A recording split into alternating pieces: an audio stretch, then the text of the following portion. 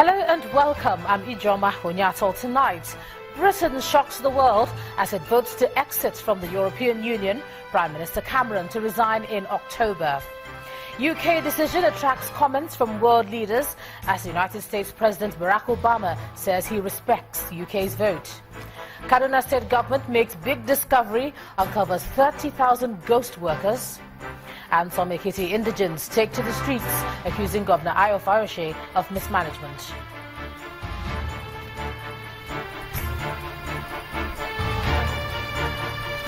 And on business news tonight, markets across the world boil as Britain votes to leave the European Union. And on sports news, Nigeria faces a tough task of qualifying for 2018 World Cup after being drawn with Zambia, Cameroon and Algeria.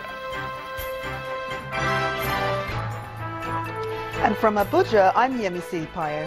Developing the solid mineral sector is key to economic growth. The Minister of Solid Minerals suggests regulated mining across the country.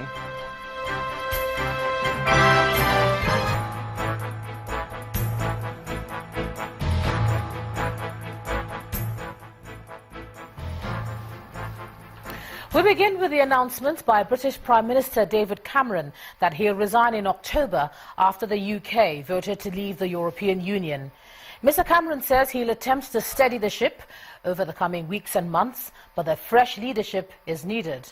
The Prime Minister had urged the country to vote Remain in the historic referendum, but was defeated by 52% to 48%, despite London, Scotland and Northern Ireland backing the Staying In campaign. The British people have made a very clear decision to take a different path. And as such, I think the country requires fresh leadership to take it in this direction. With these words, an emotional David Cameron says he will resign as Prime Minister after Britain's ignored his pleas to stay in the European Union.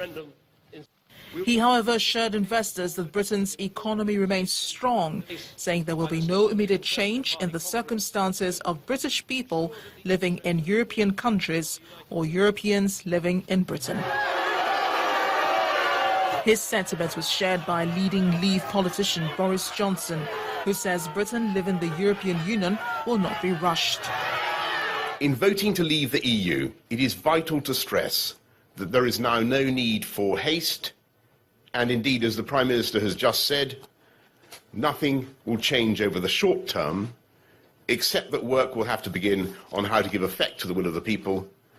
Meanwhile, European Union leaders say they're determined to keep the unity of the EU. Over the past 2 days, I have spoken to all the EU leaders, I mean prime ministers and presidents, as well as heads of the EU institutions, about the possibility of a Brexit. Today, on behalf of the 27 leaders, I can say that we are determined to keep our unity as 27. As Britain and the EU come to terms with the vote results, analysts say there's no quick divorce on the horizon. It will take at least 2 years for the split from the EU to come about, the first exit by any member state. And the special relationship between the United States and the United Kingdom will not change following the Brexit vote. And that's according to President of the United States, Barack Obama. He notes that the referendum, characterized by fierce populist debate on issues, including immigration and the economy, addresses ongoing challenges and changes that are raised by globalization. President Obama spoke with British Prime Minister David Cameron and German Chancellor Angela Merkel, saying the EU will remain a vital US partner. He says the US respects the decision reached in the UK, in which nearly 52% voted to leave, while 48% preferred to stay. Well, Britain's exit from the European Union, often shortened to Brexit, is a political goal that's been pursued by various individuals, advocacy groups and political parties since the United Kingdom joined the EU. Withdrawal from the European Union is a right of EU member states under Article 50 of the Treaty of the European Union. In this report, we'll take a look at the UK's journey to this historic referendum. The European Union, often known as the EU, is an economic and political partnership involving 28 European countries. It began after World War II to foster economic cooperation with the idea that countries that trade together are more likely to avoid going to war with each other. So why did the UK vote to leave the EU? Leave campaigners say Britain is being held back by the European Union, which they say impose too many rules on businesses and charge billions of pounds a year in membership fees for little in return. They also want Britain to take back full control of its borders and reduce the number of people coming there to live and to work. After this historic referendum, the minimum period the UK will take to leave the EU will be 2 years. During that time, Britain will continue to abide by EU treaties and laws, but not take part in any decision-making as it negotiates a withdrawal agreement and the terms of its relationship with the now 27-nation bloc.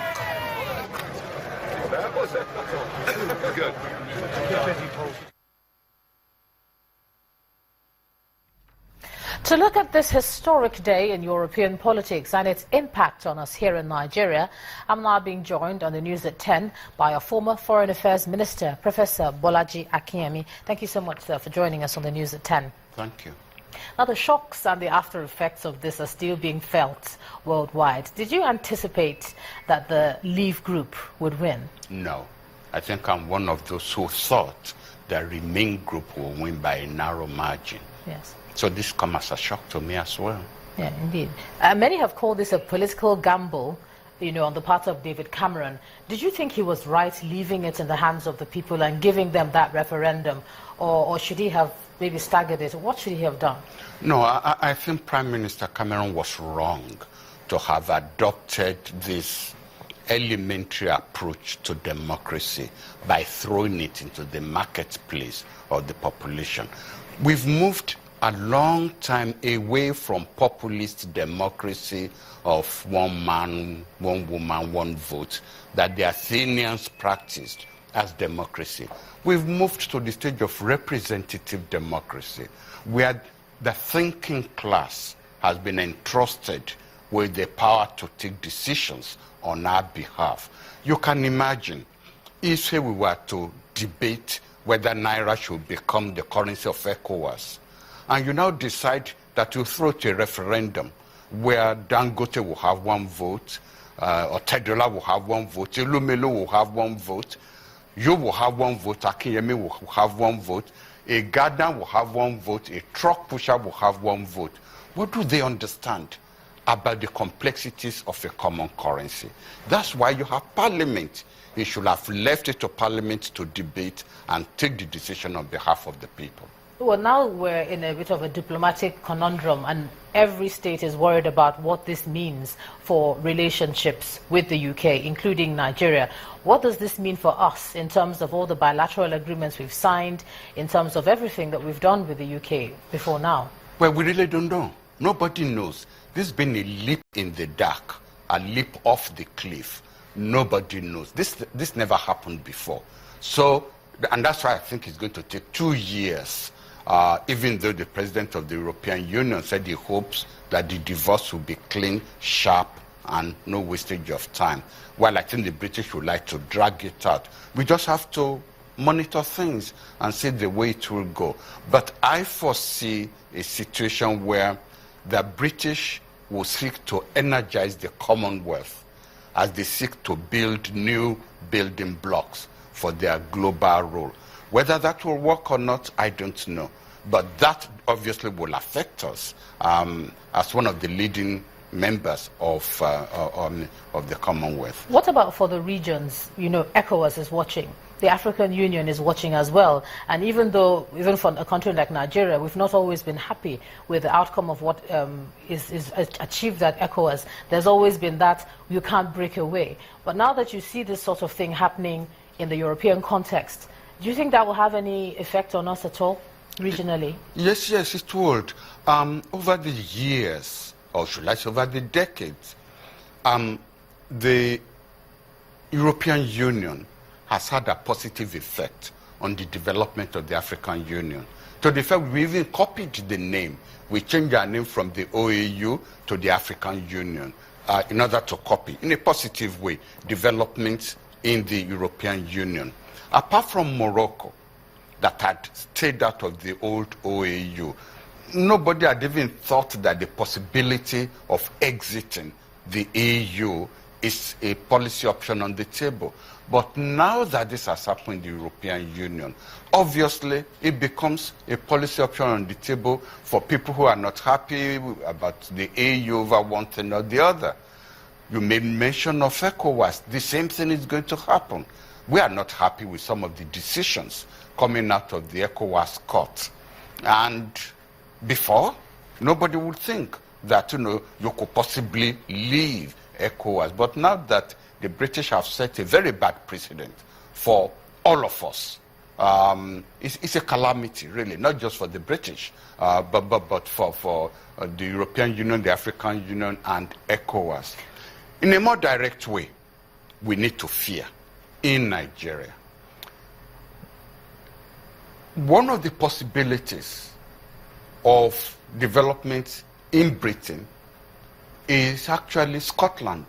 They have voted massively and positively to remain in the European Union, actually voting in another referendum to leave the United Kingdom. They're already pushing for that, because you see they asked for a second independent one. Exactly. If that happens, don't forget we fought a civil war in this country. And part of the reason, a large part of the reason why Nigeria won that civil war was because the rest of the world was on the side of the federal government. Nobody wanted to hear of exiting of anything. But if Scotland exits the United Kingdom, you have so many groups in Nigeria who have fears and who have grievances about what we call Nigerian project. You know it, I know it. That will energize their activities, and it will now make the prospect of demanding that they should be allowed to leave Nigeria a high probability. So to that extent, it is a danger for us. But I hope that the fact that it's going to take 2 years for developments to mature, which means Scotland itself will not get that referendum until about 2 years' time, that Nigeria has that window of opportunity of 2 years to sort itself out, to get its act together. You must address the fears and the grievances of the various protest groups, protest movements that you have all over the country. But this is not a pretty day for people who believe in multinationalism, for people who believe in integration, not just for the British, but for all over the world. It's not a happy day. You talked about the danger of that for us. Is it something we can stop? Because the UK couldn't stop it. They had a referendum and the exit happened. Is it something we could stop if we were faced with that kind of thing on this side of the continent? I sure hope so. I mean, we are having a debate now about the outcome of the 2014 National Conference. The president said he doesn't like it. Fair enough. But the problems that we sought to address at that national conference are still there, are still confronting the country. He has got to address those problems. And that's why I said Nigeria has a window of opportunity of 2 years. The president, being the embodiment of the Nigerian state, has got to sit down and face squarely how he is going to address the situation. The bombing of the oil pipelines, the reduction in our oil exports, the reduction in the revenue accruing to Nigeria are already issues which have caught his attention.